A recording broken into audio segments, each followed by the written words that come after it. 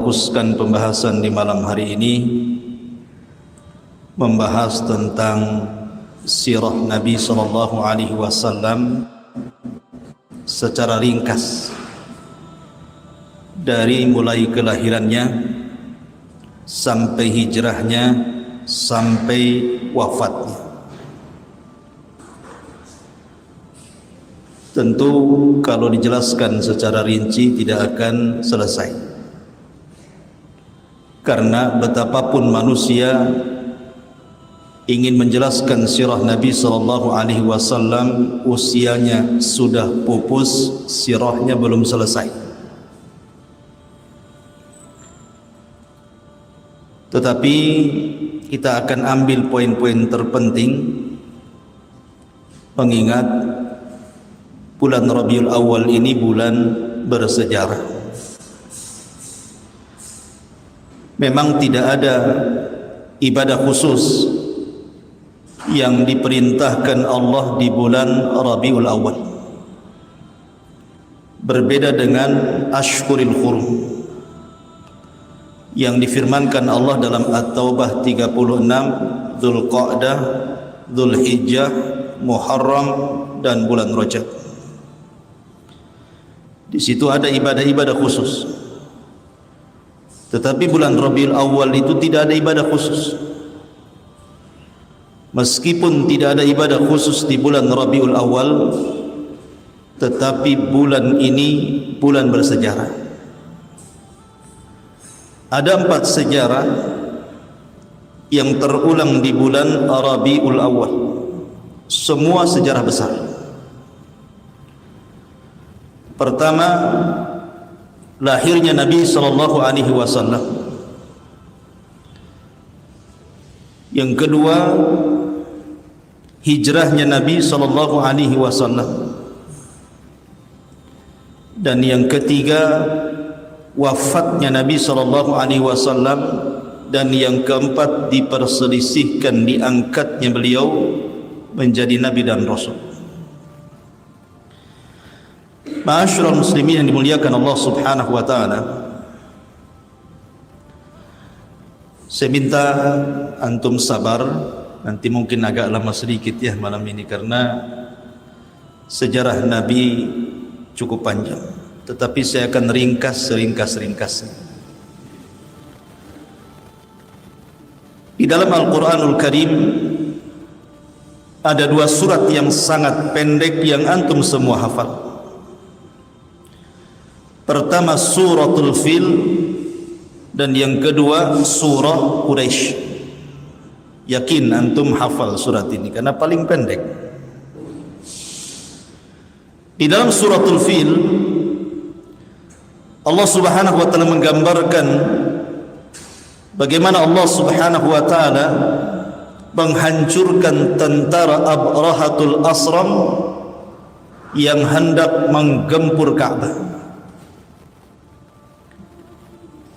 Dan Allah Subhanahu wa taala jadikan mereka ka'asfi ma'kul, seperti daun yang dimakan ulat. Tidak ada yang tersisa dari pasukan Abraha kecuali dibinasakan.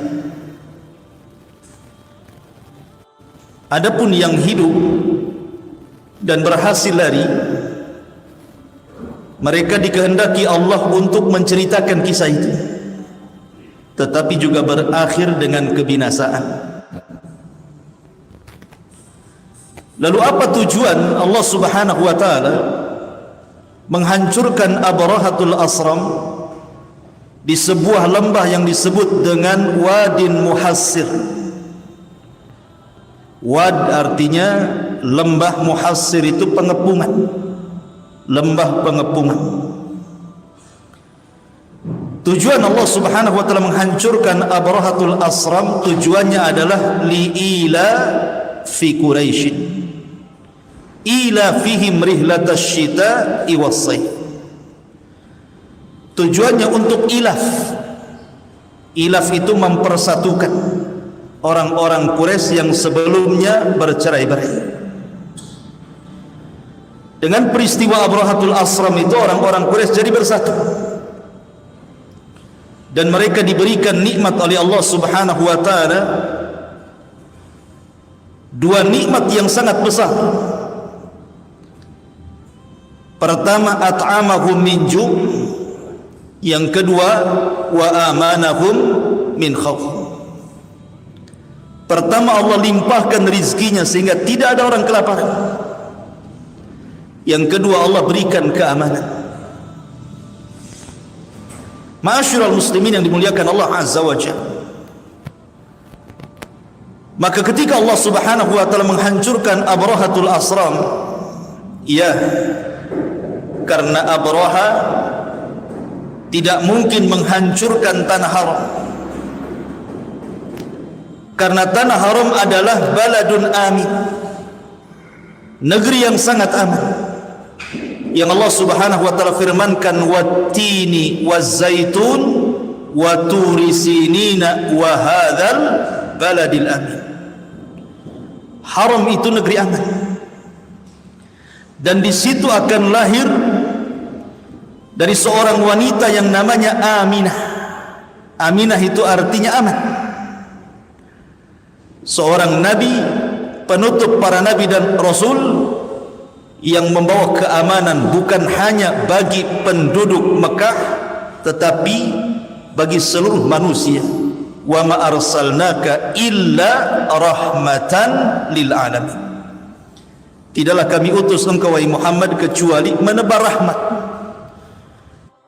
Di mana? Di seluruh semesta alam, jinnya ataupun manusianya. Makanya kalau kita lihat nama-nama yang terlibat di dalam kelahiran Nabi sallallahu alaihi wasallam, pertama tentu ayahnya Abdullah, yang kedua Aminah, yang ketiga Suwaibah maulanya Abi Lahab, kemudian yang keempat Halimah Sa'diyah. Empat orang ini memiliki arti, memiliki makna bagi Nabi sallallahu alaihi wasallam. Adapun Abdullah terkandung padanya tauhid. Abdullah adalah hamba Allah, berarti Nabi sallallahu alaihi wasallam akan mendakwahkan tauhid. Yang kedua, ibundanya Aminah. Aminah artinya keamanan, karena Nabi sallallahu alaihi wasallam kelak akan menjadi pengaman bagi seluruh umat manusia.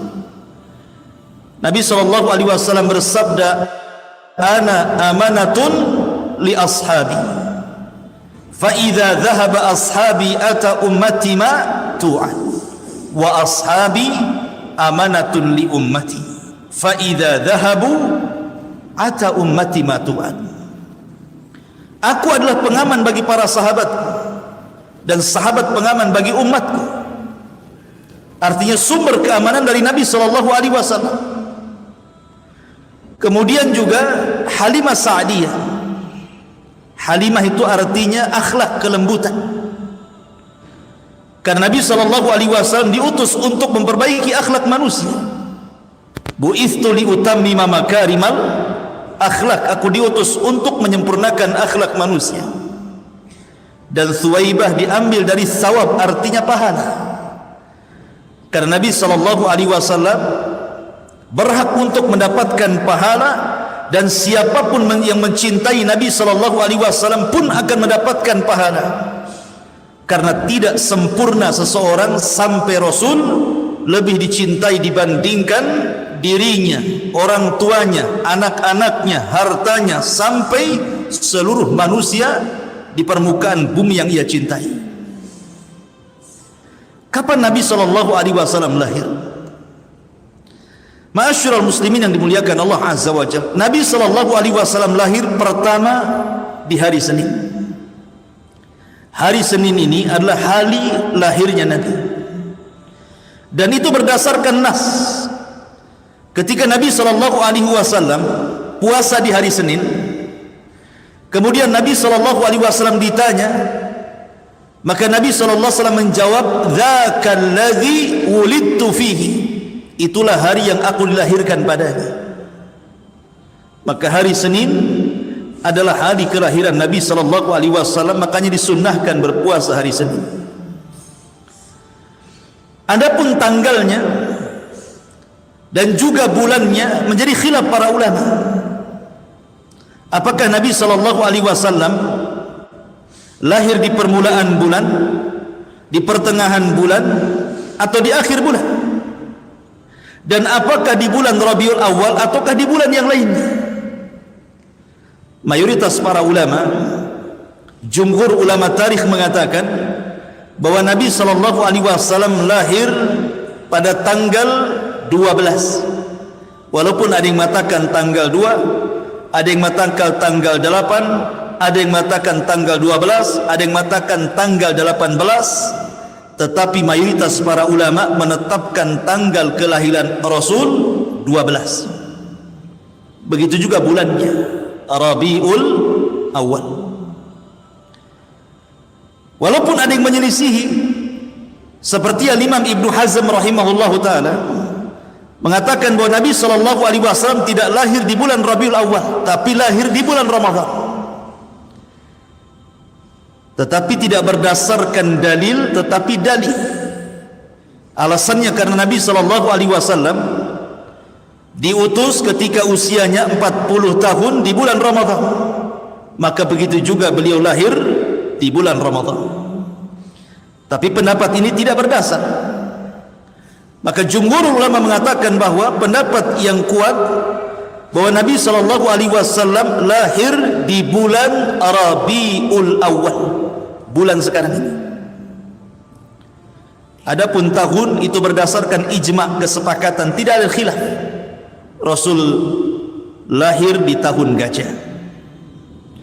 Berarti secara singkat Nabi sallallahu alaihi wasallam lahir di hari Senin, di tanggal 12, di bulan Rabiul Awal, di tahun gajah.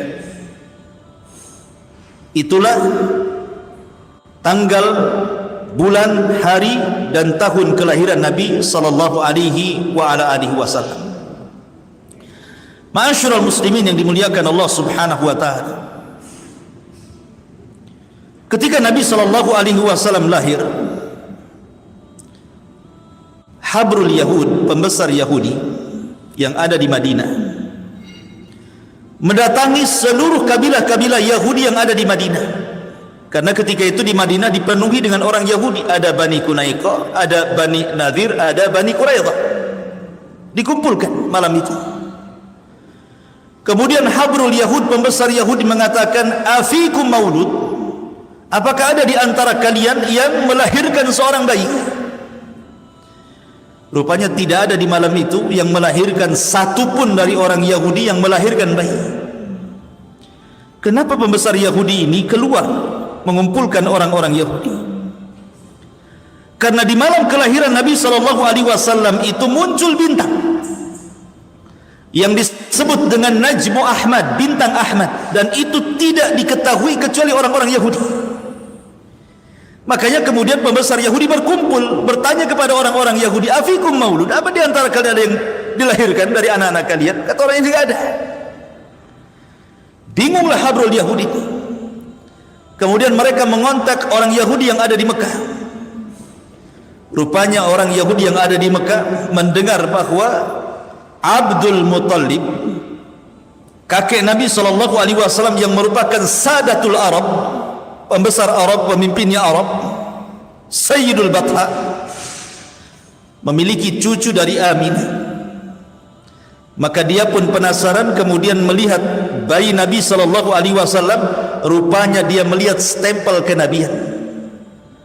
Maka dia pun menangis dan mengatakan, "Dhahaba nubuwatu Bani Israil." Dhahaba nubuwatu Bani Israil. Telah hilang kenabian dari Bani Israil dan sudah diambil orang Arab. Telah hilang. Bani Israil yang selama ini menunggu di kota Madinah ratusan tahun, sampai mereka bersabar dengan cuaca ekstrim Madinah. Sebelum kedatangan Nabi SAW, Madinah itu kota wabah. Mereka bertahan ratusan tahun di situ, dan mereka tidak mengambil negara-negara lain.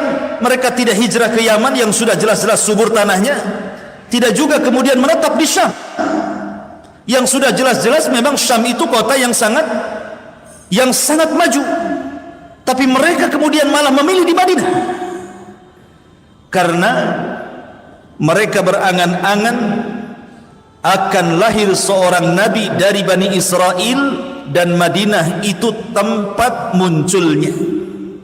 Rupanya tidak ada seorang nabi dari Yahudi yang lahir dari bangsa Arab. Makanya dia mengatakan zahaba nubuwatu Bani Israel. Sudah hilang kenabian dari Bani Israel, sudah diambil orang Arab.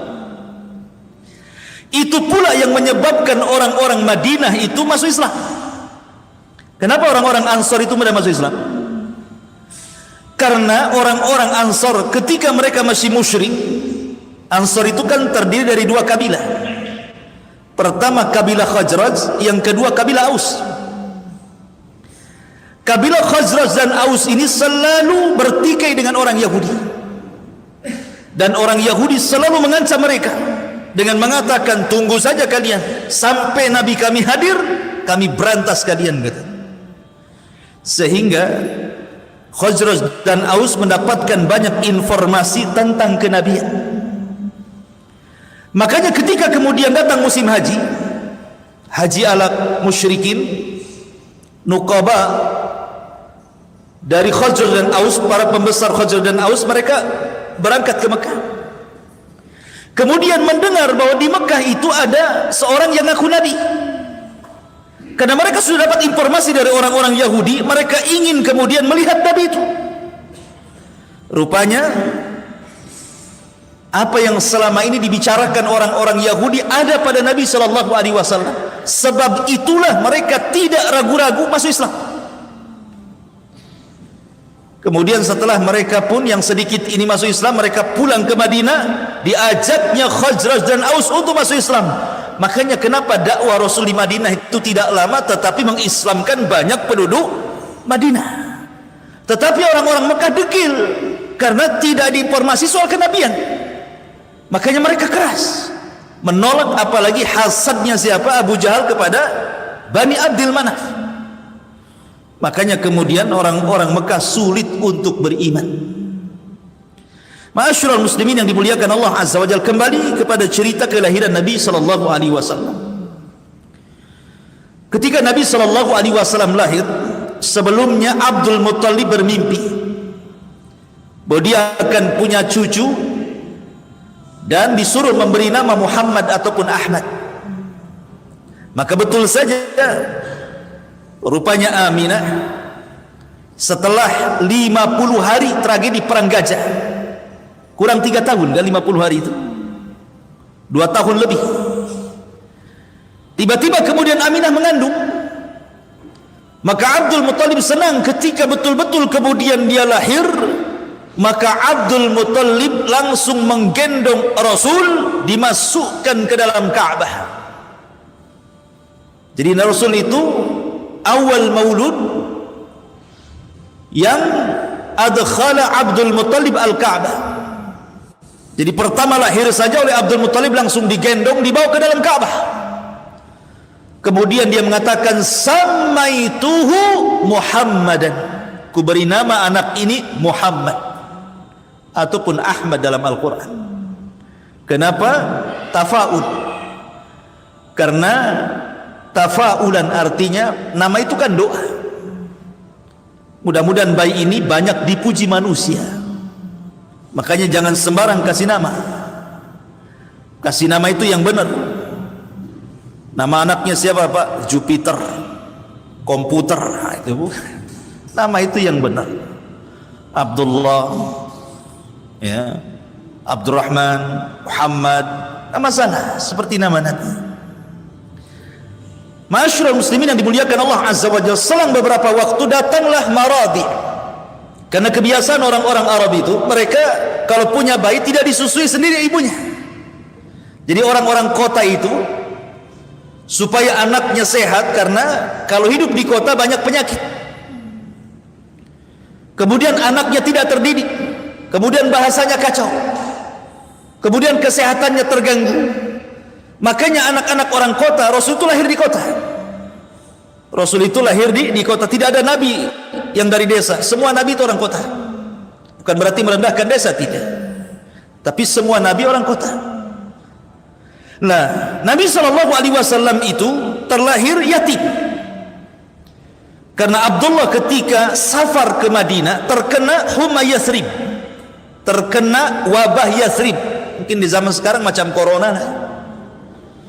Karena Madinah dahulu itu penuh dengan wabah sebelum masuknya Rasul ke Madinah. Tapi setelah hijrahnya Nabi SAW ke Madinah, hilang wabah itu. Makanya disebut Madinatun Thayyibah, Madinah yang baik, tidak ada wabah lagi. Lah Nabi SAW akhirnya terlahir yatim karena Abdullah meninggal karena wabah. Dan Rasul itu seyatim-yatimnya anak yatim, karena ketika brojol saja dia tidak melihat ayahnya, karena ayahnya meninggal ketika Rasul 6 bulan dalam kandungan Aminah. Dari sini Allah Subhanahu wa taala firmankan, "Wadduha wal laili idza saja ma wadda'aka rabbuka wa ma qala", sampai kepada wa wajadaka yatiman fa'awa. Kami dapati engkau Muhammad dulu yatim, fa'awa, Allah yang melindungimu. Kalau Allah yang melindungi siapapun, tidak mungkin terlantar bayi itu. Karena Allah menjamin dengan melindunginya, maka siapapun yang dilindungi Allah tidak akan terlantar. Walaupun Nabi itu diasuh dari tangan ke tangan, tidak pernah terlantar hidupnya. Tiba-tiba kemudian datang maradi, orang-orang yang menawarkan untuk menyusui bayi dari kampung-kampung, dari kabilah-kabilah Badui. Datanglah kabilah dari Bani Sa'idah. Ketika seluruh orang melihat Nabi SAW, tidak ada yang mau mengambil. Alasannya yatim, kemudian fakir. Kalau saya mengambil anak ini, kemudian saya susui, saya rawat, saya jaga, dapat apa saya?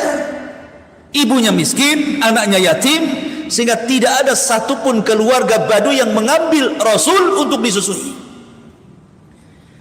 Rupanya ada satu orang yang telat datang, namanya Halimah Sa'diyah, orang paling miskin di desanya.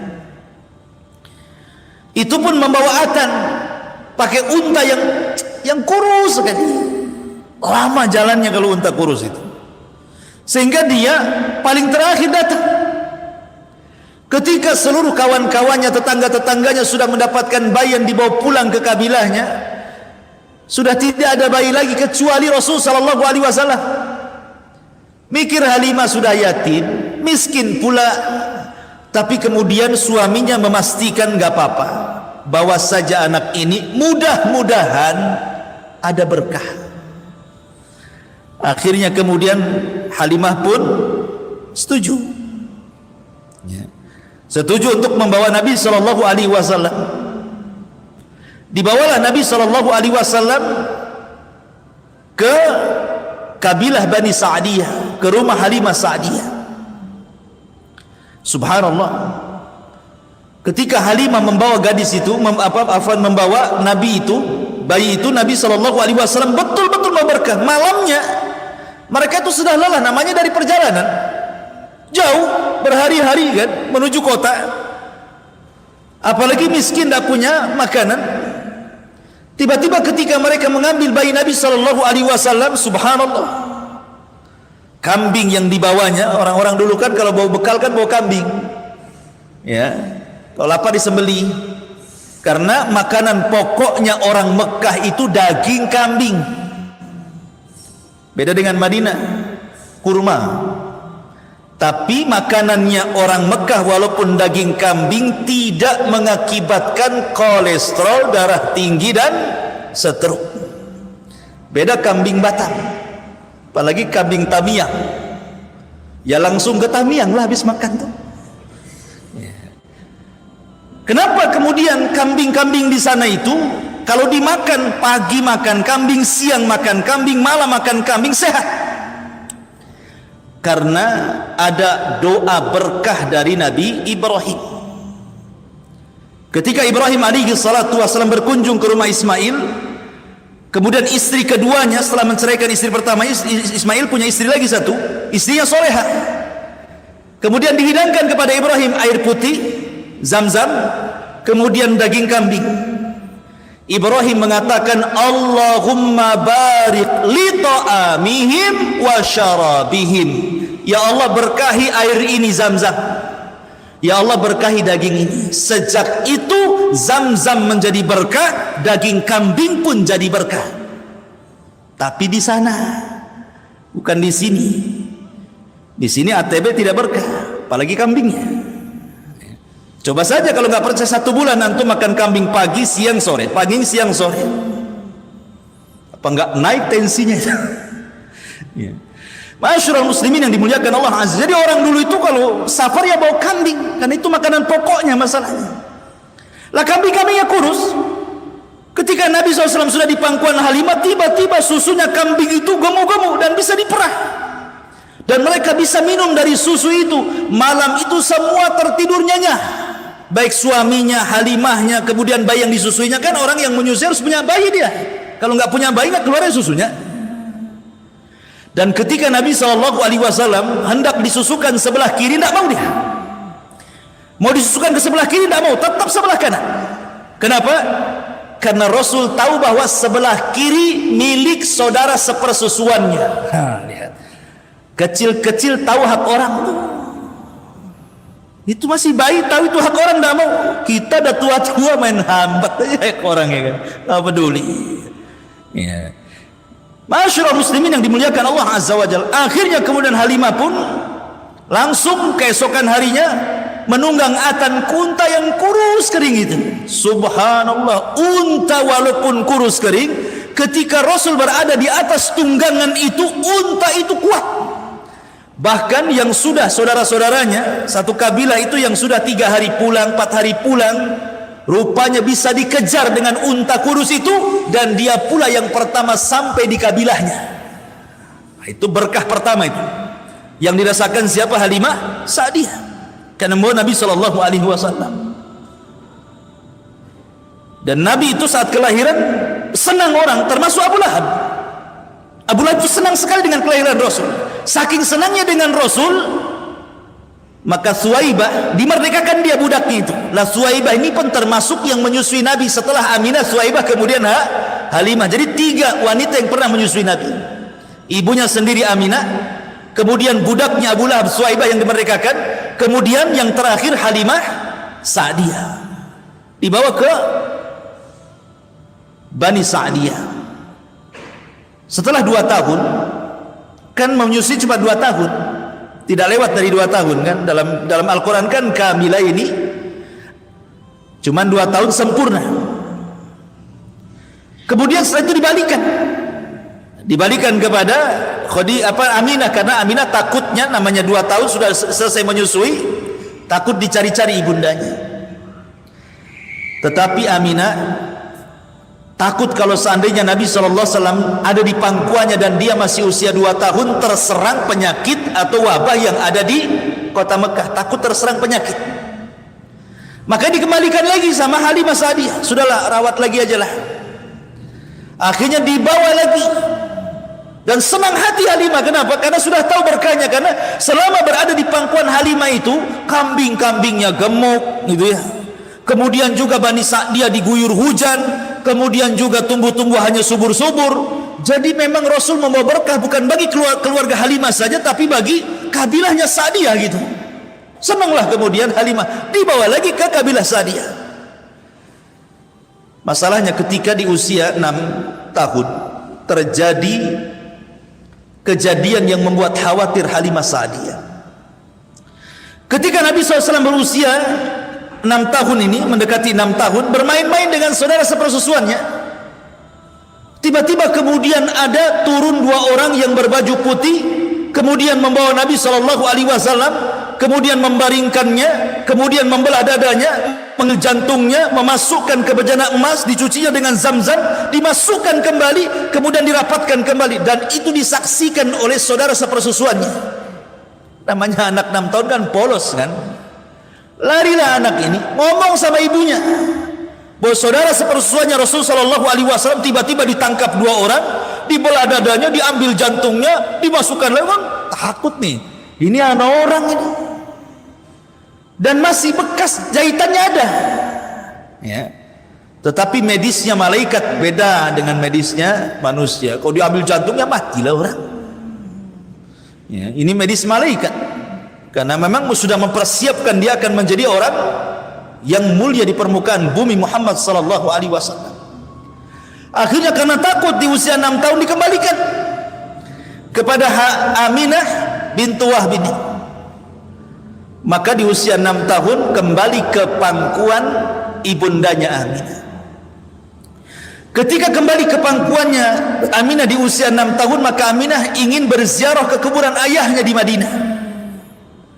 Berangkatlah Aminah dengan Ummu Aiman dan juga Nabi SAW yang ketika itu usianya 6 tahun menuju kota Madinah, kota Yathrib.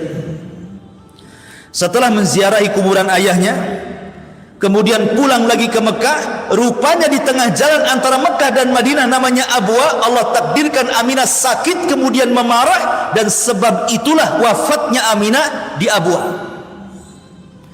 Dan Rasul menyaksikan wafatnya ibundanya bersama Ummu Aiman. Dan Ummu Aiman ini adalah pembantunya Aminah dan termasuk orang yang merawat Nabi SAW. Makanya ketika Rasul meninggal, Ummu Aiman masih hidup, sudah tua. Abu Bakar Siddiq radhiyallahu anhu dan juga Umar datang menemui Ummu Aiman karena Rasul selalu menziarahi Ummu Aiman. Ketika itu Ummu Aiman melihat Abu Bakar Siddiq dan Umar langsung menangis.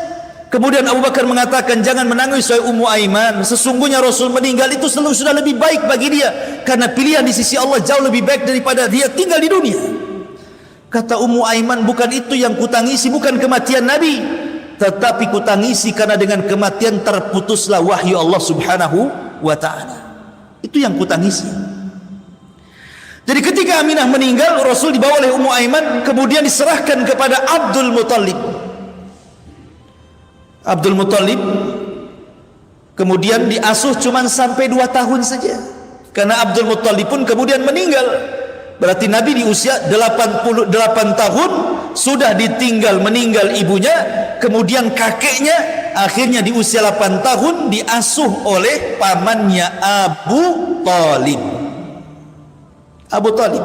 Kenapa Abu Talib bukan paman Rasul banyak? Karena Abu Talib dengan ayah Nabi itu satu ibu satu bapa, sekandung.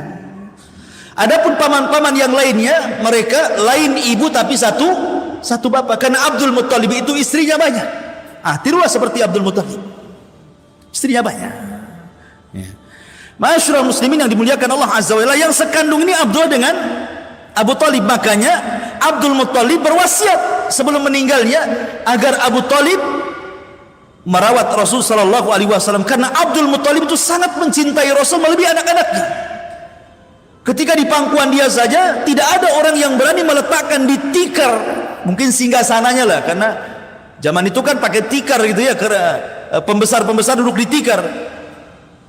Tidak ada yang berani duduk di tikar Abdul Muttalib, tapi Abdul Muttalib meletakkan Rasul di sampingnya di tikarnya dan mengatakan, kelak orang ini akan menjadi pemimpin kalian. Memang tafaulnya luar biasa Abdul Muttalib itu. Sudah ada firasat gitu ya. Akhirnya kemudian Abdul Muttalib meninggal di usia 8 tahun, jatuh ke tangan Abu Talib. Abu Talib ini paman Nabi yang paling miskin masalahnya. Banyak anaknya, paling miskin. Tetapi walaupun demikian Abu Talib paling sayang dengan Nabi dari seluruh anak-anaknya. Subhanallah. Itulah jaminan Allah Subhanahu wa taala, wa wajadaka yatiman fa'awa. Allah dapati engkau yatim dan Allah akan menjagamu. Dan kalau siapapun yang dijaga Allah, tidak mungkin Allah sia-siakan. Maka Rasul tetap mendapatkan kasih sayang sejak dari ibundanya, kemudian ibu susuannya, sampai kepada kakeknya, sampai kepada pamannya. Abu Talib sudah bukan orang lain, anak seperti anak kandung. Luar biasa sayangnya Abu Talib kepada Nabi SAW. Maka Rasul akhirnya hidup di rumah Abu Talib sampai menikah. Luar biasa, sampai menikah di rumah Abu Talib. Makanya setelah menikah dan dia jadi orang kaya, Rasul tidak mau melupakan kebaikan Abu Talib. Diambillah salah satu anak Abu Talib untuk ikut di rumahnya, namanya Ali bin Abi Thalib jadi anak angkat Nabi, satu rumah dengan Rasul, Khadijah, Ali dan Zaid budaknya, sebagai balasan kebaikan merawat anaknya Abu Thalib. Ma'asyiral muslimin yang dimuliakan, tumbuhlah Nabi SAW umur 9 tahun, 10 tahun, 11, 12 tahun. Sudah 4 tahun Nabi SAW berada di rumah Abu Thalib. Di sini Abu Thalib, kebiasaan orang-orang Mekah ingin melakukan safar. Safar dalam rangka rihlatas syita'i was saif. Syita ke Yaman, saif ke Syam. Jadi di musim dingin ke Yaman, di musim panas ke Syam, karena Yaman dekat. Makanya kalau musim dingin jauh-jauh kan bahaya ya. Kalau musim panas kan tidak masalah, ke Syam jauh-jauh pun, berbulan-bulan di Syam. Jadi Abu Thalib tidak tega meninggalkan Rasul, walaupun hendak dititipkan kepada Abbas pamannya yang lain, tapi hatinya Abu Thalib tidak tega, sehingga akhirnya terpaksalah dibawa Nabi SAW sekalian diajari untuk berniaga. Di usia 12 tahun tuh, bayangkan melakukan safar yang jauh ke Syam, yang kalau naik unta itu 1 bulan. Maka diajaklah Nabi SAW menuju Syam. Banyak kafilah-kafilah yang bolak-balik mondar-mandir dari Mekah ke Syam, mondar-mandir itu setiap tahunnya. Tetapi di Syam itu, di perbatasan, ada seorang namanya Buhaira Rahib, seorang padri dari padri-padri Yahudi yang tinggal di perbatasan Syam. Dia diusir dari kaumnya karena terlalu keras, Buhaira Rahib itu, sehingga dia menyendiri dari kaumnya.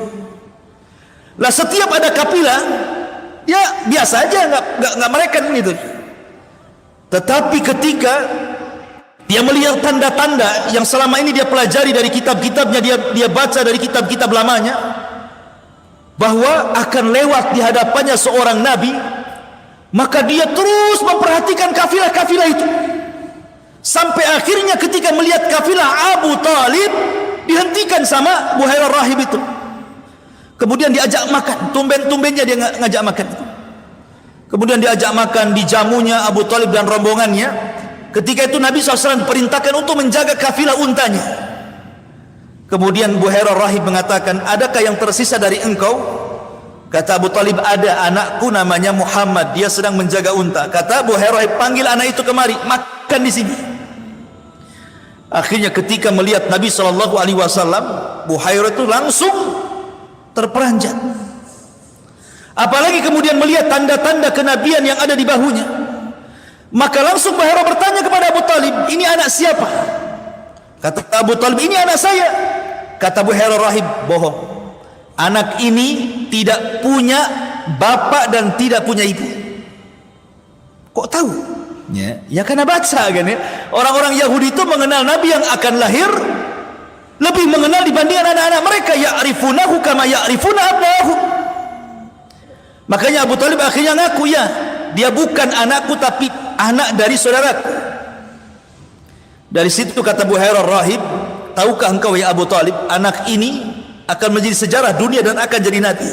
Sebaiknya kau jangan meneruskan perjalanan ke Syam, sebab kalau orang-orang Yahudi Syam mengetahui dia calon nabi, pasti dibunuh karena hasadnya mereka.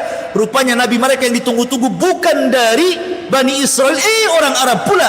Bisa dibunuh anak ini, bawa balik. Karena yang ngomong tokoh, Abu Thalib takut lah kan itu kan. Kalau ngomong orang biasa mikir deh, ini yang ngomong Buhaira Rahib, seorang rahib besar kan gitu. Akhirnya Abu Thalib pun tidak jadi membawa Nabi ke Syam, balik lagi ke Mekah di usia 12 tahun. Maka Abu Thalib hanya berdagang tanpa Nabi SAW. Lah ketika Nabi SAW di usia 12 tahun inilah, maka Nabi SAW berusaha mencari pekerjaan. Karena memang rata-rata pekerjaan orang miskin, orang susah di zaman itu ya jadi penggembala kambing. Cari orang kaya yang banyak kambingnya, kemudian dirawat kambingnya, kemudian ngambil upah dari hasil rawatannya. Kayak di kampung lah ya, pamannya antum punya sapi, dirawatkan ke orang, nanti kalau anak lahir 2, nanti yang satu untuk kita yang punya sapi, yang satu untuk yang merawatnya, kan begitu. Di kampung-kampung kan begitu biasanya, bagi hasil dia. Maka Nabi SAW bekerja kepada para orang-orang kaya yang banyak kambingnya. Makanya Nabi mengatakan, ma min nabi illa wara'al ghanam. Tidak ada satupun nabi kecuali penggembala kambing. Pernah menjadi penggembala kambing. Lah ketika Nabi menjadi penggembala kambing inilah masyhur akhlak Nabi. Mulai terkenal akhlak Nabi sejak Rasul menjadi penggembala kambing ini. Dikenal kejujurannya, dikenal amanahnya, dikenal akhlaknya. Karena di usia remaja, seusia Nabi SAW itu, kalau di zaman jahiliyah, mereka terbiasa minum khamar, terbiasa main perempuan, terbiasa maksiat kepada Allah Azza wa Jal, terbiasa ngomong ucapannya kotor-kotor gitu ya. Tapi Nabi SAW tidak pernah mendekati sebagaimana gaya hidup anak-anak remaja di zaman itu. Rasul tidak pernah memegang botol khamar, Rasul tidak pernah mencaci maki, Rasul tidak pernah mengeluarkan kata kotor, Rasul tidak pernah berzina, Rasul tidak pernah maksiat gitu ya. Dia hanya sibuk dengan kambingnya. Maka mulailah terkenal akhlaknya Rasul di saat itu. Ketambah-tambah ketika musim kawin, musim menikah gitu kan. Kan banyak acara-acara walimah di mana-mana, walimatul arus itu. Ya kayak kita juga lah, walimatul arus itu kan kalau zaman dulu ya pakai organ tunggal, kalau enggak nyewa organ tunggal enggak sah kayaknya. Harus nyewa organ tunggal dulu ya. Harus ada minumannya, malamnya judi gitu ya, kalau orang-orang dulu itu. Maka Rasul SAW diajak kawannya, ayo kita datanglah ke walimah. Rasul tidak mau. Kalau begitu, maka kalau engkau tidak mau pergi bersama kami Muhammad, ya sudah, kami titipkan kambing-kambing kami. Maka sejak itulah Rasul jadi penitipan kambing. Ya. Jadi kambing-kambingnya kalau ada acara itu dititipkan kepada Rasul. Subhanallah, tidak ada satupun kambing hilang, tidak ada satupun kambing yang dimakan serigala, tidak ada satupun kambing yang sakit. Sejak itu dikenal amanahnya. Akhirnya bukan hanya kambing saja dititipkan, mulailah kemudian orang-orang Quraisy menitipkan barang. Kalau mereka safar, menitipkan uang kepada Rasul, karena dikenal amanahnya. Maka sejak itu Rasul dikenal di halayak orang umum Sadiqul Amin. Orangnya sadik, jujur, lagi amanah. Terkenal di akhlaknya itu. Tidak pernah maksiat, tidak pernah minum khamar, tidak pernah mengucapkan kata-kata kotor. Pokoknya akhlaknya luar biasa dan dipuji oleh orang-orang Quraisy itu tentang akhlaknya Nabi SAW. Makanya kenapa Abu Lahab itu suka dengan Nabi? Sampai-sampai kemudian dua putranya disuruh menikah dengan dua putri Nabi sebelum diangkat jadi Nabi ya. Tapi setelah diangkat jadi Nabi, jadi musuhnya pula kan gitu ya. Disuruh ceraikan Utbah dan Utaibah, menceraikan Ruqayyah dan Ummu Kulsum itu untuk menyakiti hati Nabi. Ma'asyiral muslimin yang dimuliakan Allah Subhanahu wa ta'ala. Maka ketika Nabi SAW sudah dewasa, di usia 14 tahun, Nabi itu mengikuti satu peperangan yang disebut dengan Perang Fijar. Ada namanya Perang Fijar yang mengatakan di usia 15 tahun terjadi Perang Fijar. Perang Fijar ini diambil dari Fijar itu karena fujur. Fujur itu artinya fajir, kejahatan. Fa'alhamaha fujuraha wa taqwaha. Allah mengilhamkan yang jahat dan yang takwa gitu ya. Disebut perang Fijar dari fujur. Kenapa disebut fujur, kejahatan? Karena ketika itu kabilah Qais ibn Ailan menyerang kabilah Quraisy dan Kinanah di bulan-bulan haram dan di tanah haram. Marah orang Quraisy. Karena bagi mereka bulan hurum, Dzulqa'dah, Dzulhijjah, Muharram, Rajab itu bulan mulia. Tidak boleh ada perang. Apalagi di tanah haram. Tiba-tiba kabilah Qais bin Ailan menyerang pula Bani Kinanah di tanah haram, di bulan haram. Bangkit orang-orang Quraisy. Perang, lama perangnya sampai 4 tahun. Ya kan? Sampai 4 tahun, bayangkan, sampai usia Nabi SAW mendekati 20 tahun itu. 19 tahun. Perang Fijar itu Nabi ikut serta itu, membela orang-orang Quraisy dengan menyediakan senjata. Ya. Artinya bahwa Nabi SAW sudah dididik oleh Allah Subhanahu wa ta'ala untuk menjadi pahlawan perang. Ya, jadi sejak muda itu sudah disiapkan bahwa dia kelak jadi Nabi akan perang juga gitu ya. Makanya sudah disiapkan oleh Allah Azza wa Jalla, ada perang Fijar namanya.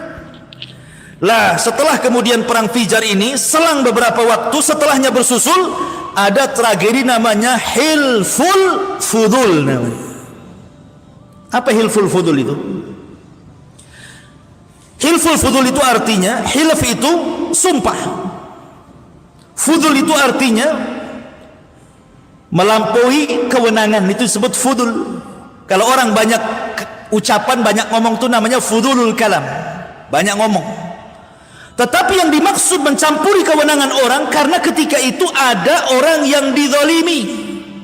Sebenarnya bukan urusan kabilah Quraisy, bukan, tapi karena ingin menolong orang yang dizalimi, akhirnya masuk ke masalah itu.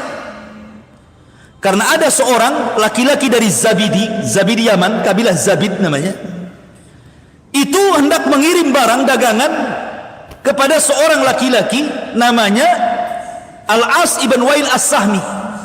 Al-As ibn Wail As-Sahmi, dia mesen barang kepada seorang laki-laki dari Yaman namanya Zabidi. Sudah dikirim barangnya, nggak mau bayar.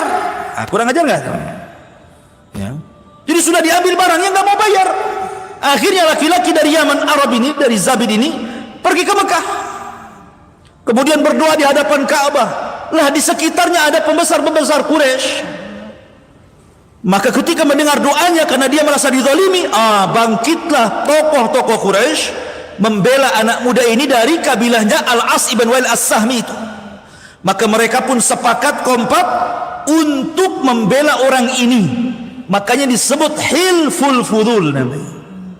Hilaf itu sumpah untuk menolong, Fudul itu seolah-olah keluar dari wewenangnya, karena sudah, kenapa ikut campur? Karena ini orang yang dizalimi harus tolong. Akhirnya kemudian mereka sepakat, termasuk Rasul ikut dalam Hilful Fudul. Makanya Rasul ketika diangkat jadi Nabi dan Rasul, kalau seandainya terulang Hilful Fudul, aku akan terlibat di situ. Karena itu sumpah setia untuk menolong orang yang dizalimi. Unsur akhaka zaliman aw madluman, kata Rasul. Tolong saudaramu yang zalim, artinya cegah kezalimannya, dan orang yang dizalimi tolong mereka. Terjadi Hilful Fudul. Ma'asyiral muslimin yang dimuliakan Allah Azza wa Jalla, baru setelah terjadi Hilful Fudul, Nabi SAW ketika di usia 20 tahun, dan akhlaknya itu sudah luar biasa, itu kedengar kemana-mana. Didengarlah oleh seorang wanita yang sangat suci, yang gelarnya disebut Tahirah, wanita suci. Kenapa disebut wanita suci? Karena walaupun Islam belum ada, tapi wanita ini sudah menutup aurat, suka pakai hijab, namanya Khadijah bintu Khuwailid. Mendengar ada anak muda, akhlaknya bagus, dipuji orang Quraisy, kata Khadijah, ini bagus juga ini untuk diajak kerjasama. Karena selama ini Khadijah ini seorang janda, pernah menikahi dua laki-laki dan cerai dua-duanya dan punya anak. Dan banyak para pembesar Quraisy ingin melamar Khadijah, tapi ditolaknya. Karena Khadijah itu orang kaya, kaya sekali. Seandainya seluruh orang-orang kaya laki-laki Mekah dibandingkan kekayaan Khadijah, itu kekayaan Khadijah jauh lebih besar dibandingkan kekayaan mereka, saking kayanya. Makanya kaedah antum ingin kaya itu mudah, cari janda kaya seperti Khadijah. Cepat kaya itu, tidak perlu antum keluar modal. Paling cepat tuh, bisnis paling cepat tuh nikahi janda kaya. Ma'asyiral muslimin yang dimuliakan Allah Azza wa Jalla. Akhirnya kemudian dipanggillah Rasul ke hadapan Khadijah dan ditawari, diajak kerjasama dengan sistem mudharabah. Khadijah yang punya modal, Rasul yang memainkan modalnya Khadijah. Tapi Rasul itu birrul walidainnya tinggi, dia tidak mau langsung kecuali hatta astadzin ammi, tunggu dulu sampai saya minta izin pamanku. Lihat, urusan dagang aja minta izin. Cuma sekarang mana ada minta izin? Orang dikasih modal senang, nggak usah izin-izin. Tapi Rasul minta izin dulu. Kata pamannya, ya sudah, ambil aja, nggak apa-apa. Maka Nabi SAW mulai memutarkan modalnya Khadijah. Awalnya di Mekah, ya dagang sekitar Mekah gitu ya, dan mendapatkan keuntungan luar biasa. Akhirnya Khadijah pun makin ingin yakin kalau mukim itu kan mungkin orang baik, bisa saja baik karena tetangga, karena satu kampung. Coba ketika safar, belum tentu orang itu baik. Karena safar itu disebut safar, artinya yusfirur rajul. Kenapa orang pergi disebut safar dalam bahasa Arabnya?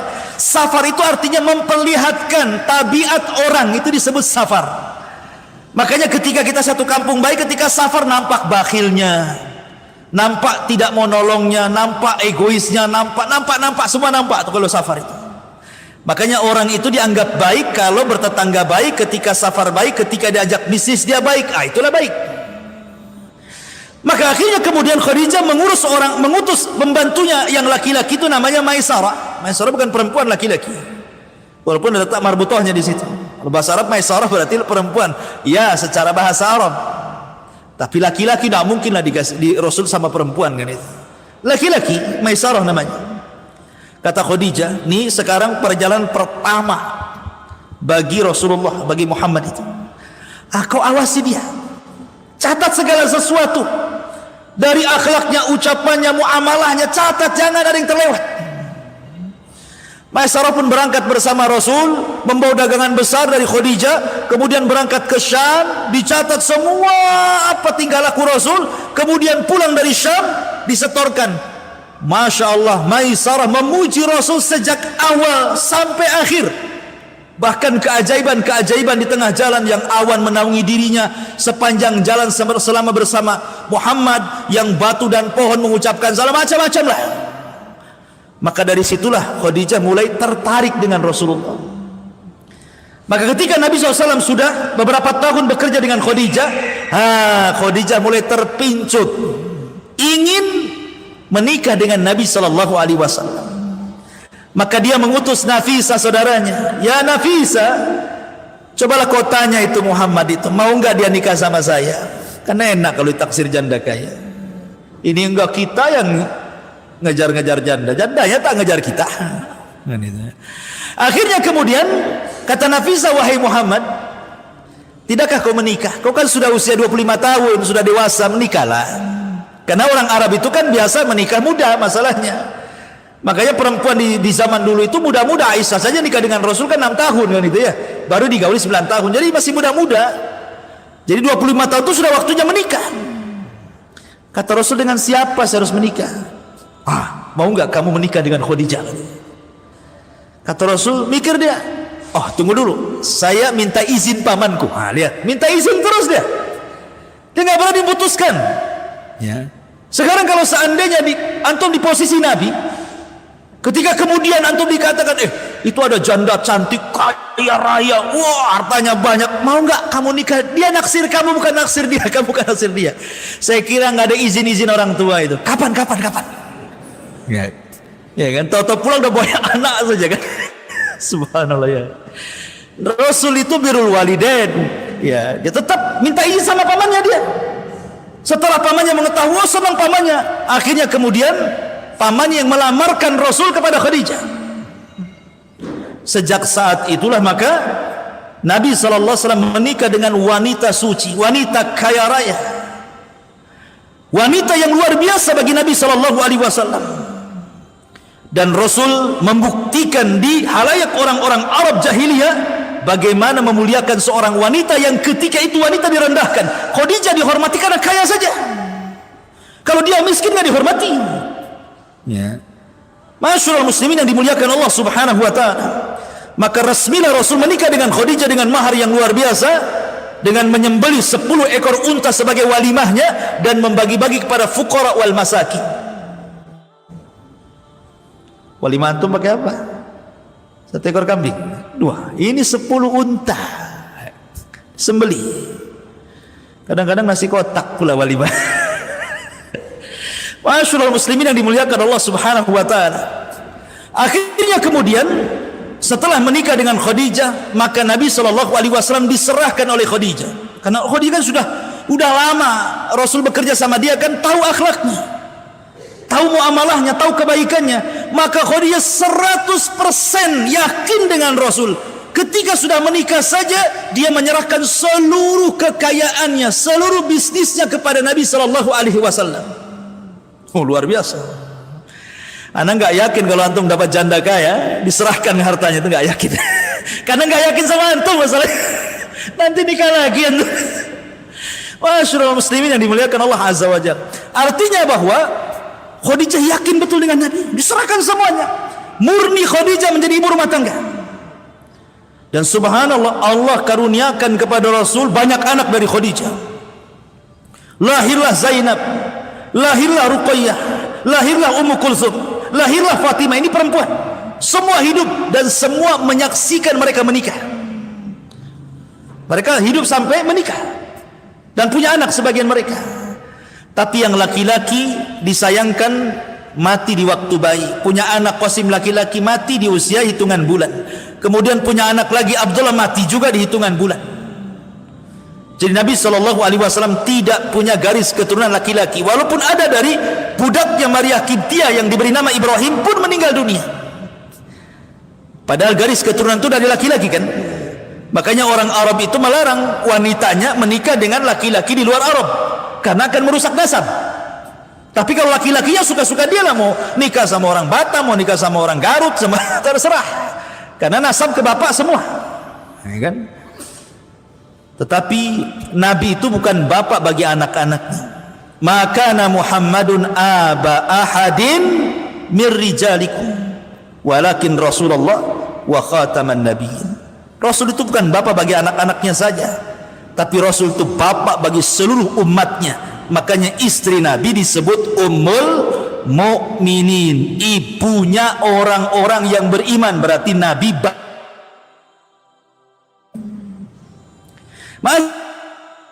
Masyaallah muslimin yang dimuliakan Allah Azza wa Jalla. Setelah kemudian menikah dengan Khadijah dan dia memainkan perannya seorang bisnismen, maka makin kaya, makin kaya, makin kaya. Disitulah Rasulullah SAW akhirnya berjumpa dengan Abu Bakar, berjumpa dengan Utsman, berjumpa dengan Abdurrahman bin Auf, berjumpa dengan para pembisnis hebat, ulung-ulung itu. Karena Rasul juga orang kaya, pembisnis juga, sehingga mereka kadang safar bersama ke Syam, safar ke Yaman. Rasul dikenal bukan hanya orang kaya saja, tapi akhlaknya luar biasa. Jarang orang kaya akhlaknya bagus. Jarang orang kaya orangnya dermawan gitu. Nabi itu luar biasa terkenal akhlak dan juga kekayaannya. Lah ketika Nabi sudah di puncak suksesi loh, kesuksesan dia, di puncak kesuksesannya, di usia ya sekitar 37 tahun. Ya, sebelumnya Rasul juga pernah menyatukan bangsa Arab ketika Ka'bah roboh kan. Ya, kemudian setelah dibenahi, perang nih, orang-orang ribut dengan Hajar Aswad. Siapa yang meletakkan nih Hajar Aswad nih? Kata kabilah ini saya, kata kabilah ini saya. Akhirnya ditengahi. Sebaiknya yang meletakkan batu ini, tunggu siapapun yang datang dari pintu sebelah sana, maka dia yang berhak. Rasul datang dari pintu itu. Ya. Akhirnya Nabi SAW dengan kecerdasannya, sudahlah ambil kain, letakkan batu di tengah kain, kalian pegang satu-satu di ujung-ujung kain, kan sama-sama ngangkat namanya. Disatukan kabilah-kabilah itu. Ya. Dan dulu Masjidil Haram bukan Masjidil Haram namanya. Ya. Dulu juga Masjidil Aqsa bukan Masjidil Aqsa namanya. Dulu namanya Al-Bait. Masjidil Aqsa disebut Baitul Maqdis. Sejak turun surah Al-Isra itulah, Subhanalladzi asra bi abdihi lailan minal masjidil haram ilal masjidil aqsa. Sejak itulah Al-Bait disebut Masjidil Haram dan Baitul Maqdis disebut Masjidil Aqsa. Ya, sejarahnya seperti itu. Nah, Nabi SAW akhirnya karena sudah kaya sekali gitu, tetapi melihat akhlak orang-orang Arab ini bejat masalahnya. Dia tidak tenang hidupnya. Melihat orang-orang masyarakat jahiliyah suka mabuk, suka zina, suka makan bangkai, ya, memutus silaturahim, macam-macam lah kan. Jadi Rasul berpikir gitu ya. Maka Nabi SAW mulai ingin tahanut, ingin menyendiri. Di usia 37 itu dia mulailah ke Mina, kadang-kadang 1 bulan di Mina, kadang-kadang 1 bulan di Muzdalifah, sampai akhirnya ketika usianya 40 tahun tepat di bulan Ramadan, Nabi menemukan tempat yang sangat tinggi sekali yang Mekah nampak dari atas. Namanya Gua Hira. Rupanya ketinggian Gua Hira itu memiliki makna hissi wa maknawi. Artinya hissi bahwa Nabi berada di ketinggian, bahwa dia akan menjadi orang yang paling tinggi di seluruh bangsa Arab. Dan secara maknawi dia akan menjadi seorang Nabi yang akan memimpi bukan hanya bangsa Arab, tetapi seluruh bangsa-bangsa di dunia. Disitulah Rasul di bulan Ramadan selama 1 bulan tinggal di Gua Hira. Khadijah bolak-balik ngantar makan. Maka ketika tanggal, ada yang mengatakan 27 Ramadan, ya, karena Al-Quran turun itu di akhir 10 akhir Ramadan. Keliru ada orang yang mengatakan nuzulul Quran itu tanggal 17. Karena tanggal 17 itu tidak ada Lailatul Qadar. Lailatul Qadar itu kalau tidak tanggal 21, 23, 25, 27, 29. Antara itulah Quran turun. Walaupun ulama yang merojekkan 27 kan, 27 Ramadan itu. Anggaplah Rasul di tanggal 27 Ramadan, artinya sudah 27 hari Rasul dalam gua itu. Tiba-tiba datang orang yang berbaju putih sangat tampan, kekar gitu ya, memeluk Rasul dari belakang. Kemudian membisikkan, "Iqra ya Muhammad. Iqra ya Muhammad." Rasul ini tidak bisa baca tulis, maka dia mengatakan ma'ana biqari, ma'ana biqari. 3 kali disuruh Iqra, dia nggak bisa. Akhirnya mulailah ditalkinkan oleh orang ini dan mengatakan, "Iqra bismi rabbikal ladzi khalaq, khalaqal insana min 'alaq, Iqra wa rabbukal akram alladzi 'allama bil qalam, 'allamal insana ma lam ya'lam." 5 ayat pertama surah Al-Alaq turun. Ketika itulah Rasul resmi diangkat jadi nabi. Baru 3 bulan setelahnya diangkat jadi Rasul dengan turunnya surah Al-Mudaththir 5 ayat. Karena surat yang pertama turun itu Al-Alaq, itu nomor 1. Nomor 2-nya Al-Mudaththir. Nomor 3-nya Nun. Nomor 4-nya Muzammil. Nomor 5-nya Al-Fatihah. Nomor 6-nya Al-Lahab. Baru surat-surat terus sampai selesai. Ya. Ma'asyiral muslimin yang dimuliakan Allah Azza wa Jalla. Jadi ketika Nabi SAW kemudian sudah dinobatkan jadi Nabi dengan turunnya surah Al-Alaq 5 ayat pertama ini, maka Nabi SAW pun pulang. Ya. Kemudian di tengah jalan, rupanya dia menyaksikan Jibril dalam bentuk aslinya, gitu ya. Sedang duduk di antara langit dan bumi. Ketakutan Nabi. Ya gimana loh, gitu. Jibril itu besar, memiliki 600 sayap, satu sayapnya terbentang antara ujung barat dan ujung timur, sad dan ufuk kan gitu ya. Jadi kalau melihat ke sana sayap Jibril, melihat ke sana sayap Jibril, ke belakang sayap Jibril, kayak langit itu sayap Jibril semua, sad dan ufuk namanya ya. Gimana nggak takut Nabi? Makanya Nabi SAW kemudian pulang dan mengatakan kepada Khadijah, "Dathiruni, dathiruni ya Khadijah, selimuti aku, selimuti aku."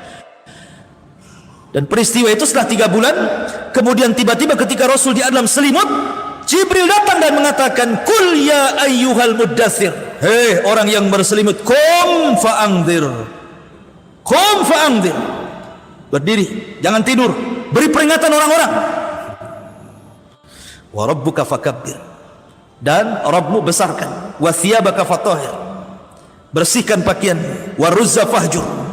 Dan begitu seterusnya. Maka resmilah diangkat jadi nabi. Jadi nabi itu konsekuensinya kita wajib membenarkan, Rasul itu konsekuensinya kita wajib mengikuti. Jadi kalau nabi itu wujubut tasdik, kalau Rasul itu wujubul ittiba. Gitu ya bahasanya. Nabi itu harus dibenarkan, kalau Rasul harus diikuti. Kenapa? Karena ketika jadi nabi, Rasul tidak disuruh untuk menyampaikan. Ya, ketika jadi nabi Rasul tidak disuruh untuk menyampaikan, yang disuruh untuk belajar. Iqra kan itu, suruh belajar. Belum ada disuruh menyampaikan. Ketika diangkat jadi nabi, suruh menyampaikan. Makanya nabi itu harus dibenarkan dan Rasul harus diikuti. Makanya kenapa ada istilah ikhlas wal ittiba namanya. Kita harus ikhlas dan harus ittiba mencontoh Nabi SAW. Masyarakat muslimin yang dimuliakan Allah Azza wa Jalla, dan itu di usia 40 tahun. Dari sini faedahnya bahwa usia Rasul kenapa tidak diangkat ketika di usia 20 tahun? Ketika di usia 30 tahun, bisa saja Allah mengangkat dia di usia 30 tahun kan? Tapi kenapa diangkat di usia 40 tahun coba? Karena 40 tahun itu nikmat Allah sudah sempurna. Rata-rata usia 40 tahun sudah punya istri, sudah punya anak, sudah punya rumah, sudah punya pekerjaan. Apalagi tinggal tobat ibadah kepada Allah. Alam ya'ni lilladzina amanu an tahsha'a qulubuhum bi dzikrillah wa ma nazala minal haq. Tidakkah sampai usia-usia yang sudah 40 tahun itu untuk kembali mengingat Allah? Karena orang kalau sudah usia 40 tahun, kalau dia bertobat diberikan taufik sampai wafatnya. Kalau usia 40 tahun susah dia tobat, selamanya akan susah diberikan taufik. Percaya ya. Usia 40 tahun nih kalau terus maksiat nggak tobat, susah dapat taufik dia. Susah. Tapi kalau dia bertobat, maka akan makin jadi-jadi dia tobatnya. Ya. Makanya ada istilah tua-tua keladi. Ada tua makin jadi tobatnya. Bukan jadi nggak jelas itu ya. Masyarul muslimin yang dimuliakan Allah Azza wa Jalla. Kemudian Rasul di usia 40 tahun diangkat jadi nabi. Mulailah Nabi SAW berdakwah. Disinilah tantangan Nabi luar biasa. Pertama yang didakwai siapa? Khadijah. Dan Khadijah orang yang pertama beriman kepada Rasul. Belum ada laki-laki beriman, Khadijah sudah beriman. Kemudian anak-anaknya, ya, Zainab, Ruqayyah, Ummu Kulthum, Fatimah, semua masuk Islam. Kemudian budaknya Zaid ibn Harithah. Kemudian Ali di usia 10 tahun, nah baru. Jadi inilah orang-orang yang pertama masuk Islam di rumah Nabi. Khadijah, kemudian anak-anaknya, kemudian Zaid budaknya, kemudian Ali bin Abi Thalib. Ini belum keluar. Makanya ku anfusakum wa ahlikum nara. Jagalah diri kalian dan keluarga kalian dulu. Baru keluar. Baru setelah itu keluar dapat Abu Bakar. Inilah Abu Bakar nih yang pertama dapat nih. Dan Abu Bakar luar biasa, ketika melihat Nabi diajak masuk Islam saja tidak ada keraguan. Satu-satunya sahabat yang masuk Islam tidak ada keraguan, cuma Abu Bakar. Yang lainnya masih mikir, betulkah dia Nabi? Jangan-jangan bukan. Tengok dulu, dengerin dulu, gitu ya. Kalau Abu Bakar enggak, ya karena Abu Bakar sudah jadi kawan Nabi sejak zaman jahiliyah, tahu akhlaknya. Dan Abu Bakar juga pernah bertemu dengan Buhairah Rahib. Kemudian Abu Bakar bermimpi dan mimpinya diceritakan kepada Buhairah Rahib saat safarnya. Kemudian kata Buhairah Rahib, wahai Abu Bakar, engkau akan menjadi wazir, menteri seorang Nabi. Dan Abu Bakar baru menceritakan mimpinya ketika menjadi khalifah. Makanya dia nggak ragu-ragu untuk masuk ke dalam Islam. Abu Bakar itu langsung asyhadu an la ilaha illallah wa annaka rasulullah. Mantap. Ya. Baru Abu Bakar nyari yang lain, cari Utsman bin Maz'un. Kata Abu Bakar, ayo masuk Islam. Utsman, ayo masuk Islam. Abdul, semua 10 sahabat yang dijadikan masuk surga itu kebanyakannya masuk Islam di tangan Abu Bakar. Mulai Utsman masuk Islam karena Abu Bakar, Tolha masuk Islam karena Abu Bakar, Zubair masuk Islam karena Abu Bakar, Abdurrahman bin Auf masuk Islam karena Abu Bakar, Abu Ubaidah bin Jarrah masuk Islam karena Abu Bakar. Luar biasa Abu Bakar itu. Ya. Dia ngajak kawan-kawannya. Dan orang yang diajak Abu Bakar Islam ini bukan orang biasa. Semua orang terpandang, semua orang-orang pilihan, pembisnis, orang-orang kaya. Ya. Luar biasa Abu Bakar, jasanya luar biasa. Makanya Rasul mengatakan kalau seandainya keimanan Abu Bakar ditaruh di satu neraca dan seluruh keimanan manusia setelah Rasul ditimbang di neraca satunya, iman Abu Bakar jauh lebih berat dibandingkan iman satu dunia manusia selain Nabi maksudnya. Masyarul muslimin yang dimuliakan Allah Azza wa Jalla, maka Rasul terus berdakwah sampai pada waktunya. Ketika Nabi SAW mulai tertekan hidupnya karena istrinya meninggal di tahun 9 setelah diangkatnya jadi Nabi. Kemudian disusul pula dalam tahun yang sama pamannya pula meninggal, Abu Thalib, yang selama ini mendukung dia, membela dia walaupun dia kafir. Mulailah Nabi SAW ancaman dakwahnya makin, akhirnya dia ke Taif, diusir pula di Taif. Ketika pada tahun antara 10-11 Hijriah, 10-11 sebelum hijrah atau tahun setelah diangkatnya jadi Nabi dan Rasul, maka Allah menghibur Nabi SAW dengan peristiwa Isra dan Mi'raj. Di tahun ke-10 dimatakan 11 hijrah, setahun sebelum hijrah. Disitulah Nabi SAW disyariatkan sholat. Dan sholat yang pertama di Mekah dilakukan sholat duhur. Adapun di Madinah sholat asar di Masjid Nabawi. Ya, jadi pertama sholat yang dilakukan Rasul adalah sholat duhur. Tapi di Masjid Nabawi ketika Rasul sampai saja, ada yang mengatakan sholat Jumat, ada yang mengatakan sholat asar. Ya. Maka Nabi SAW akhirnya diperintahkan sholat kepada umatnya, tapi belum ada perintah sholat berjamaah. Baru setelah Nabi SAW di usia dakwahnya 13 tahun, Allah mengizinkan untuk hijrah. Inilah bagian kedua yang terjadi di bulan Rabiul Awal, hijrah Nabi. 12 hari Rasul safar hijrah. Ketika sampai kota Madinah tepat di hari Senin tanggal 12 bulan Rabiul Awal tahun 13 setelah diangkatnya menjadi Nabi dan Rasul. Jadi hari sama, tanggal sama, bulan sama, tahun yang berbeda. Ya. Tanggalnya sama. Lahirnya Rasul hari Senin, sampainya hijrahnya Rasul hari Senin, wafatnya Rasul juga hari Senin. Kemudian tanggalnya juga sama, 12 Rabiul Awal. Sampainya Rasul juga 12 Rabiul Awal, wafatnya Rasul juga 12 Rabiul Awal. Tahunnya yang berbeda, yang satu tahun gajah, yang satu tahun 13 setelah diangkat jadi Nabi dan Rasul sebelum hijrah, yang satu tahun 11 Hijriyah.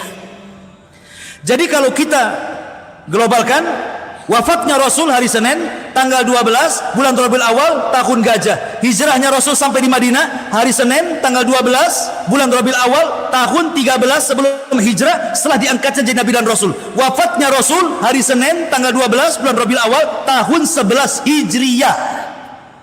Nah, itu harus hafal tuh yang gitu-gitu ya. Ini kalau antum catat sudah hafal, ini udah banyak angka, banyak nama, banyak tempat. Kalau suruh ulang lagi nggak yakin saya hafalnya. Nggak apa-apa, dengarkan saja. Ini sejarah Nabi penting. Ketika Nabi SAW sudah hijrah, ini yang hijrah ini ikhwan, yang terlibat dalam hijrah yang paling berjasa itu keluarga Abu Bakar. Pertama yang berjasa Abu Bakar, yang kedua anaknya Asma, yang ketiga anak laki-lakinya Abdurrahman, yang keempat pembantunya Abdullah ibn Uraikid. Ini 4 orang berjasa dalam perjalanan hijrah. Pertama Abu Bakar, karena yang mendanai semua hijrah Rasul Abu Bakar. Kedua Asma. Asma inilah yang membawa makanan saat Rasul bersembunyi di Gua Sur. Tadi Gua Hiro, sekarang Gua Sur. 3 hari untuk mengelabui orang-orang musyrik seolah-olah Rasul sudah berjalan di jalan Madinah, padahal dia masih sembunyi di Gua Sur di Mekah. Yang ngasih makan Asma. Bayangkan Asma ini harus meregang nyawa loh ya. Kalau ketahuan bisa dibunuh dia. Ya. Tapi dia tetap mengantar makanan untuk abinya, bapaknya dan Nabi. Kemudian Abdurrahman sebagai informan, ngasih informasi gerak-gerik orang-orang yang ada di Mekah ini. Nanti kalau sudah dapat kabar langsung dia sembunyi-sembunyi datang ke gua ngasih tahu Nabi, ngasih tahu Bakar. Kemudian yang ketiga Abdullah ibn Uraikid, dia pura-pura menjadi pengembala kambing di bawah gua. Nanti kalau ada musuh, dia kasih tanda-tanda, kasih sinyal-sinyal. Ini kan luar biasa. Memang sudah dihitungkan matang-matang kan strategisnya kan. Makanya kenapa Rasul itu ketika hijrah disebut akhtarul hijrah, sebahaya-bahaya hijrah. Kenapa? Karena Nabi kalau sampai ditangkap kemudian dibunuh, selesailah, tidak ada lagi Nabi. Makanya luar biasa, lebih bahaya dibandingkan Ibrahim ketika hijrah dari Irak ke Syam, lebih bahaya Lut ketika hijrah dari Irak ke Palestina, lebih bahaya Rasul dibandingkan hijrahnya Musa dari Mesir ke Palestina. Maka Rasul itu akhtarul hijrah, sebahaya-bahayanya hijrah. Ya. Di perjalanan Nabi SAW banyak peristiwa yang dijelaskan. Pertama, Nabi SAW sampai di bukit namanya Bukit Suraqah, karena di situ Rasul terkejar oleh Suraqah ibn Malik. Makanya nanti daerah itu sampai sekarang disebut Bukit Suraqah, karena Suraqah sampai di situ ngejar Nabi. Suraqah ibn Malik itu. Cuman sendiri dia masalahnya. Ketika dia hendak menghunus pedang, kudanya terperosok jatuh, dia ambillah pedangnya sama Nabi. Akhirnya ketakutan dia. Diajak masuk Islam nggak mau, tapi Suraqah dijanjikan, wahai Suraqah, kata Rasul, maukah kamu kalau engkau masuk ke agamaku, engkau akan dipakaikan dari pakaian Kisra nanti kelak, katanya. Tulis Abu Bakar, ini janjiku kepada Suraqah. Akhirnya Abu Bakar nulis, diserahkan suratnya ke Suraqah. Belakangan dia masuk Islam. Kemudian dia pulang ke Mekah, ketemu dengan pasukan. Kata Suraqah, nggak ada, saya sudah nyusul ke sana, nggak ada Abu Bakar, nggak ada Muhammad, ke tempat lain katanya. Selamat Nabi. Ya.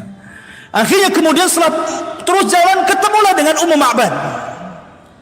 Karena kehabisan bekal Rasul dengan Abu Bakar, Pusing cari orang, rupanya di tengah padang pasir ada tenda, rupanya ada seorang wanita tua, suaminya nggak ada. Rasul minta dijamu tapi nggak ada yang bisa diminum. Dia punya kambing, kurus, perempuan, nggak punya anak. Gimana kambing kalau bersusu kan punya anak, ini nggak punya anak, gimana mau bersusu kan? Tapi mujizatnya Rasul, langsung diusap kambingnya, tiba-tiba susunya gemuk-gemuk, diperah sama Rasul, dapatlah banyak tuh susunya. Keajaiban Rasul, mukjizat namanya. Antum walaupun ngelus-ngelus 100 kali gak akan keluar itu, karena bukan, antum tidak punya mukjizat. Ya, Ma'asyiral muslimin yang dimuliakan Allah Azza wa Jalla. Akhirnya kemudian kata Rasul, "Ishrab ya Abu Bakar." Minum wahai Abu Bakar. Kata Abu Bakar, "Bal anta shrab ya Rasulullah." Bahkan engkau yang minum. Bahkan engkau yang minum wahai Rasul. Kata Rasul, akhirnya Rasul minum. Setelah minum 1 kali diberikan kepada Abu Bakar. "Bal ishrab ya Rasulullah." Minum lagi wahai Rasul, minum lagi. "Bal ishrab ya Rasulullah." Minum lagi. Apa kata Abu Bakar? "Lamma ra'aitun nabiyya sallallahu alaihi wasallam yashrab, thumma yashrab, thumma yashrab hatta rawaitu," katanya. Ketika aku melihat Rasul minum, kemudian minum, kemudian minum, hilang dahagaku, katanya. Kok aneh. Orang lain yang minum dia hilang dahaga. Kalau kita lagi ngelak nih, ya kan, antum lagi haus ngelak gitu ya, tengok ada minum es itu, kelak, kapan ini orang ini ngasih es sama saya? Kan begitu ya. Ini aneh kita Abu Bakar ini melihat Nabi minum kok hilang dahaganya. Kenapa? Saking senangnya. Begitulah orang yang disenangi. Orang kalau sudah cinta itu, subhanallah ikhwan, bisa gila orang itu kalau cinta. Makanya ada namanya Laila Majnun, kan itu ya. Antum pernah dengar cerita Laila Majnun? Laila nama perempuannya, Majnun nama laki-lakinya. Maka disatukan Laila Majnun. Ini si Majnun ini kalau datang di malam hari senang. Kenapa? Karena malam bahasa Arabnya apa?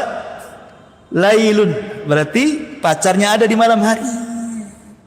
Kalau datang siang nggak suka dia, karena bahasa Arabnya siang itu naharun, nggak menyebut pacarnya. Jadi kalau malam hari senang, kenapa? Datang Laila.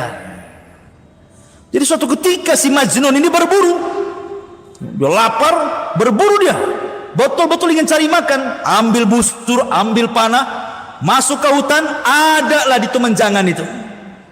Teman-teman menjangan itu kijang, ya. Dipanah itu, kena, ya. Akhirnya ditangkap. Ketika mau disembelih, diperhatikan matanya. Kok matanya sama dengan mata Laila, katanya. Dilepas, makanya Majnun, kan itu. Gara-gara mata si kancil seperti mata kekasihnya dilepas dia, kan gitu. Itulah Majnun. Majnun itu artinya sinting. Ya. Ya. Ma'asyiral muslimin yang dimuliakan Allah Azza wa Jalla. Jadi orang kalau sudah cinta itu bisa gila. Ya. Bisa nggak terasa apapun gitu. Lihat kecintaan Abu Bakar kepada Rasul itu kan luar biasa gitu. Karena saking senangnya Rasul itu hilang apa hausnya, dia pun jadi hilang sendiri hausnya. Itulah kecintaan yang luar biasa, tidak dimiliki siapapun kecuali Abu Bakar kepada Nabi Shallallahu Alaihi Wasallam. Nah, itulah perjalanan hijrah itu. Ya. Sampai akhirnya sampailah Nabi Shallallahu Alaihi Wasallam di Kuba. Di Kuba inilah Nabi Shallallahu Alaihi Wasallam mendirikan masjid pertama kali, namanya Masjid Kuba. Kemudian Nabi SAW ketika itu lewat di sebuah kabilah bertepatan dengan hari Jumat, maka Rasul pun melaksanakan Jumat pertama di situ. Sebenarnya sebelumnya sudah ada Jumat. Sebelum Rasul melaksanakan Jumat di Madinah sudah pernah dilaksanakan Jumat, jumlahnya 40 orang. Makanya kenapa dalam mazhab Syafi'i salat Jumat itu harus 40 orang. Kalau tidak, maka tidak sah Jumatnya. Karena Jumat yang pertama, kalau nggak salah As'ad ibn Zurarah yang diutus Nabi Shallallahu Alaihi Wasallam ke Madinah gitu kan. Kemudian diarahkan nanti kalau hari Jumat kau salatlah Jumat di sana. Maka kemudian As'ad ibn Zurarah ini melaksanakan sholat Jumat pertama di Madinah sebelum Rasul datang ke Madinah. Dan jumlahnya 40 orang.